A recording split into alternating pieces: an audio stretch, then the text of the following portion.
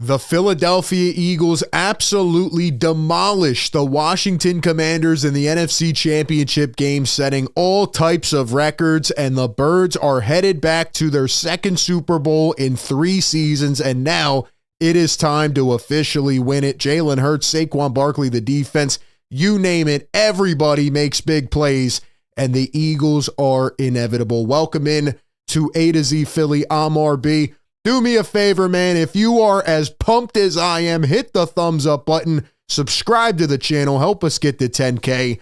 We just got done our post-game live. I barely have a voice. I've been screaming for 5 hours straight. This team is unbelievable. I'm going to give you everything I got, just like the Birds gave you everything they got. I mean, are you kidding me? This wasn't close. We didn't have heart palpitations.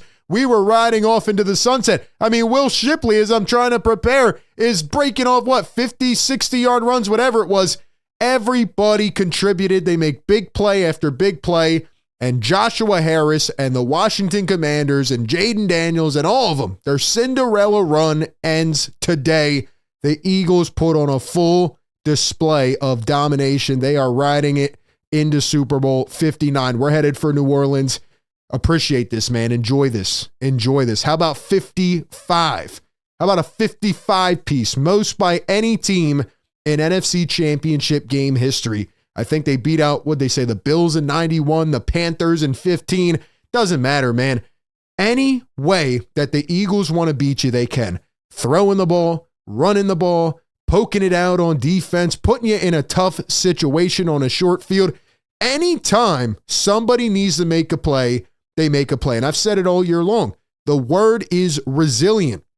Everybody wants to talk about these other teams and these great stories. And, oh, Jaden Daniels is a rookie and he's, doing something that's never been done. That's fine.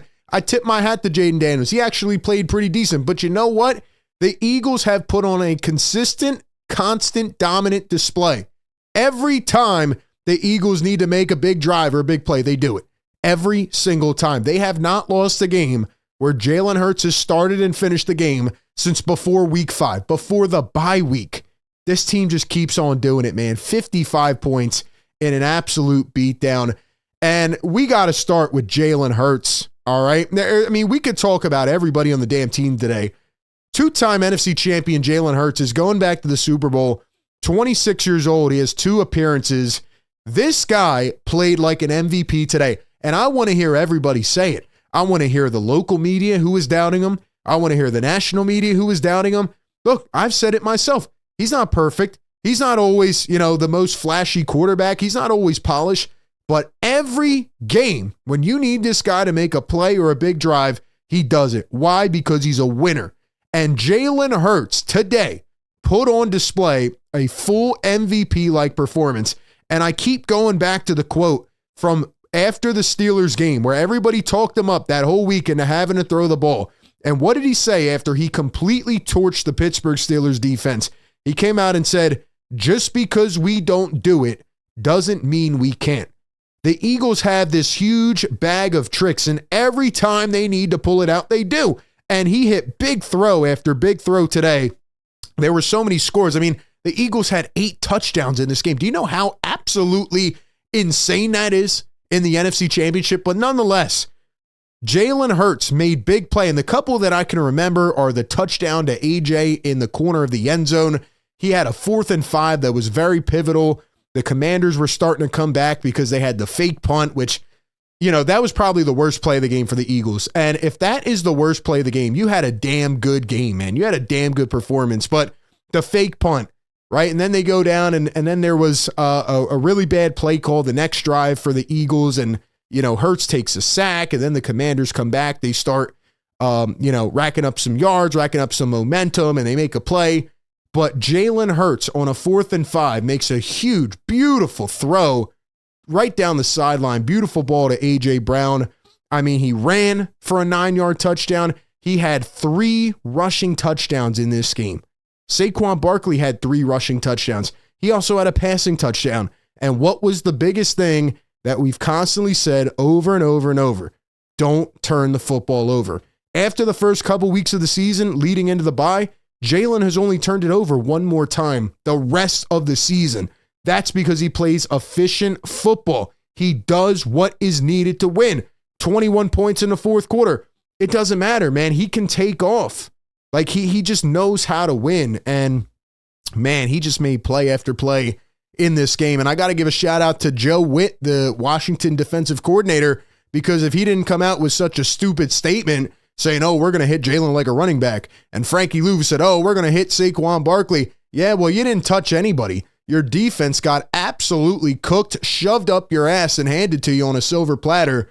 The Commanders got absolutely shredded apart in this game, and it's because Jalen Hurts put this team on his back, and he played like an MVP. Saquon, on the first play of the game, broke off a 60-yard touchdown. I mean, he's got the most 60-yard touchdowns in a season ever, and he keeps adding on to it. Saquon Barkley's headed to his first Super Bowl in his first year here in Philly, and he only had 15 carries tonight because they load managed him. This team was playing so good, they didn't even have to keep giving him the ball. 7 60-plus yard touchdowns rushing in a season. It's not even believable. It's like video game-esque at this point. But Jalen Hurts was just throwing the rock so well, and they allowed Saquon to continue managing himself. Kenny Gainwell had a couple nice carries, and then he got hurt with a concussion on what was a cheap shot. Will Shipley, 4 carries, 77 yards, and a touchdown. Jalen Hurts and the brotherly shove inevitable. I mean, in the fourth quarter, you got Frankie Louvu jumping the line twice, and you got Jonathan Allen jumping off sides. I didn't even know that they said they were going to award him a score. I didn't even know the Eagles could get awarded a touchdown if they kept jumping off sides. And Frankie Louvu and all the other sore losers knew what was coming, and they couldn't stop it. You got Marshawn Lattimore trying to chirp A.J. Brown, even though he's cooked them all season long.